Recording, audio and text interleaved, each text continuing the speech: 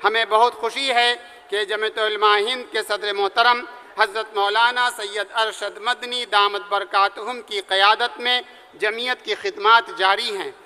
جمعیت علماء ہند کا یہ اقدام یقیناً باعث امتنان ہے کہ وہ اس مشکل وقت میں زمینی سطح پر کام کر رہی ہے اور لوگوں میں بھائی چارگی بڑھانے، قومی احساسات کو بیدار کرنے کے لیے کمر بستہ ہے۔ ہمارے اس جلسے میں شاہ احمد قادری رحمۃ اللہ علیہ کے صاحبزادے شاہ محمد آیت اللہ قادری سجادہ نشین خانقاہ مجیبیہ پھلواری شریف پٹنہ وہ تشریف نہیں لا سکے، انہوں نے اپنا پیغام بھیجا ہے۔ ہم اس پیغام کو آج کے جلسے کے لیے نیک فال اور تبرک سمجھتے ہیں، اور سب سے پہلے وہی پیغام پیش کرنے کے لیے ہم مولانا سید مشہود احمد قادری ناظم جمعیت علماء و صدر جمعیت علماء پٹنہ جو اسی خانوادے کے چشم و چراغ ہیں، ان سے درخواست کرتے ہیں کہ وہ تشریف لے آئیں اور سید شاہ آیت اللہ قادری سجادہ نشین خانقاہ مجیبیہ پھلواری شریف پٹنہ کا پیغام پیش فرمائیں۔ بسم اللہ الرحمن الرحیم۔ السلام علیکم ورحمۃ اللہ وبرکاتہ۔ سب سے پہلے تو یہ عرض کر دوں کہ یہ پیغام حضرت مولانا سید شاہ محمد آیت اللہ قادری دامت برکاتہم کا ہے، جو خانقاہ مجیبیہ پھلواری شریف کے سجادہ نشین ہیں اور حضرت مولانا سید شاہ عون احمد قادری نور اللہ مرقدہ کے نواسہ ہیں۔ حضرت کے ساتھ خانقاہی امور جو وابستہ ہیں اور اس کے ساتھ ساتھ جو پابندیاں ہیں کہ حضرت اپنی خانقاہ سے باہر تشریف نہیں لے جاتے ہیں، بلکہ ان کی جانب سے دوسرے حضرات جو خانوادے سے ہوتے ہیں وہ نمائندگی کیا کرتے ہیں، لہٰذا حضرت نے جمعیت سے اپنے پرانے تعلق اور اپنے خاندانی تعلق کا اظہار کرتے ہوئے جمعیت علماء کے آج کے اجلاس کے لیے ایک بہت اہم اور وقیع پیغام روانہ کیا ہے جو آپ کے سامنے پڑھا جا رہا ہے۔ الحمدللہ رب العالمین والصلاة والسلام علی سید الانبیاء والمرسلین وعلی آلہ وصحبہ اجمعین۔ اس وقت مسلمانان عالم کے ساتھ ہندوستانی مسلمان جن مصائب سے دوچار ہیں اس کی تفصیل کسی سے پوشیدہ نہیں ہے۔ ظلم کی بالادستی، آئین کی خلاف ورزی، انسانیت کی پشمردگی، اس وطن میں رہنے والے ہر ایک شخص کی سے یہ فریاد کناں ہے کہ وہ اس چمن کو ظلم کی گرفت سے بچانے میں تعاون پیش کرے۔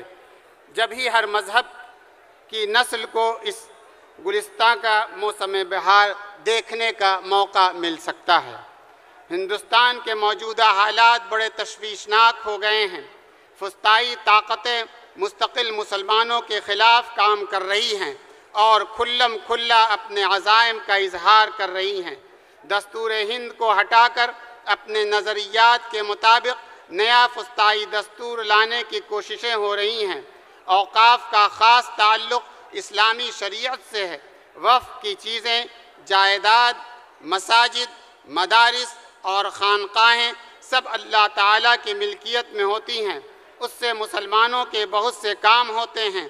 اس کے لیے قائم وقف بورڈ کو حکومت مسلمانوں کے ہاتھوں سے نکال کر مکمل طور سے اس کی حیثیت کو ختم کرنا چاہتی ہے۔ مختلف طریقے سے مدارس اسلامیہ کو ختم کرنے کی سازشیں کر رہی ہے اور اس جیسے متعدد اسلام اور مسلمانوں کے خلاف کام حکومت کی پشت پناہی سے فرقہ پرست تنظیمیں کر رہی ہیں۔ ایسی صورتحال میں مسلمانان ہند کی نگاہیں اپنی خدمات کی عظیم تاریخ رکھنے والی جماعت جمعیت علماء ہند کی طرف اٹھتی ہیں۔ الحمدللہ جمعیت علماء ہند مسلمانان ہند کے لیے آج بھی جدوجہد اور کوششوں میں مصروف ہے۔ اسی سلسلے میں جمعیت علماء بہار کی یہ اہم کانفرنس منعقد ہو رہی ہے۔ قابل ستائش ہے جمعیت علماء ہند صوبہ بہار جس نے ملک میں پھیلی بدامنی اور سیاسی نفرتوں کے خاتمے کے لیے یہ اہم کانفرنس منعقد کی ہے۔ سیاسی انتشارات سے ملک کی پرآلود فضا شفاف بنانے کے لیے ضروری ہے کہ قومی یکجہتی پر توجہ دی جائے، عوامی انصاف کو قائم رکھنے کے لیے آئین ہند کو تحفظ بخشا جائے۔ مسلمانوں کے ساتھ تمام برادران وطن کو اس بات پر متفق کیا جائے کہ سیاسی اختلافات سے متاثر ہو کر وطن عزیز کو برباد کرنے والے آئینی حیثیت سے محض مجرم ہی نہیں بلکہ بدترین لوگ ہیں۔ ہمیں قومی یکجہتی کے ساتھ ان تمام شر ذمہ قلیلہ کا مقابلہ کرنا ہے جو اس چمن کو برباد کرنے پر آمادہ ہیں۔ جمعیت علماء سے خانقاہ مجیبیہ کا قدیم تعلق ہے۔ آزادی سے پہلے بلکہ جمعیت علماء ہند کے قیام کے بعد ہی سے خانقاہ مجیبیہ کے بزرگان جمعیت علماء سے گہرا ربط رہا ہے۔ امیر شریعت اول حضرت مولانا شاہ محمد بدر الدین قادری قدس سرہ کا انتخاب بھی جمعیت علماء بہار کی مجلس منتظمہ اور دیگر مشاہیر علماء کے اجلاس میں ہوا۔ حضرت امیر شریعت ثانی مولانا شاہ محمد محی الدین قادری قدس سرہ نے آزادی سے قبل جمعیت علماء بہار کے بعض اجلاس کی صدارت بھی کی تھی۔ اس تنظیم جمعیت علماء کے قیام و استحکام میں امیر شریعت ثالث حضرت مولانا محمد قمر الدین قادری قدس اللہ سرہ العزیز کا اساسی کردار رہا ہے۔ حضرت مولانا شاہ اون احمد قادری قدس سرہ جمعیت علماء بہار کے صدر اور جمعیت علماء ہند کے نائب صدر تا حیات رہے۔ ہمیں بہت خوشی ہے کہ جمعیت علماء ہند کے صدر محترم حضرت مولانا سید ارشد مدنی دامت برکاتہم کی قیادت میں جمعیت کی خدمات جاری ہیں۔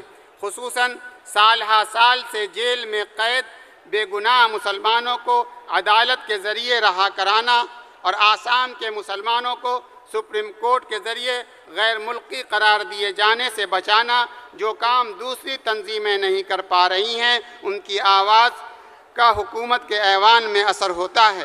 آج کی اس کانفرنس میں جو مسائل اٹھائے جا رہے ہیں وہ سب مسلمانوں کے لیے اہم ترین موضوعات ہیں۔